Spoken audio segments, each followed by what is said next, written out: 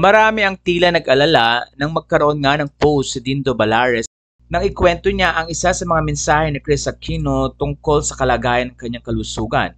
Sa message kasi ay sinabi ni Chris Aquino noong July 18 ang ganitong result: I have sad blood results. Sa puntong ito ay kinuwento ni Dindo Balares na malapit kay Chris ang tunay na kalagayan ng Queen of All Media.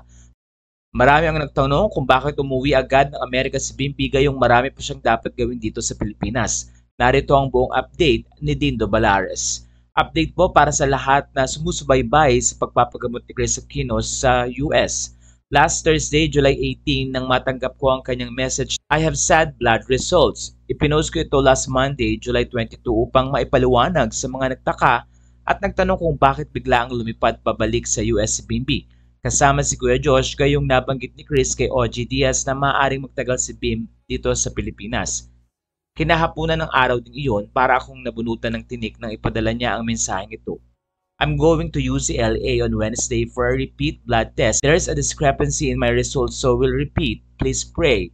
Ahead ang Pinas ng 15 hours sa Los Angeles kaya maaaring sa mga oras na ito, 3 AM sa atin at 12 midday noon, ay nasa UCLA na si Chris. Bagamat napakarami na naming pinagsamahan sa show business, politics at sa pamilya, pero mas lumalim ang aming friendship dahil sa faith.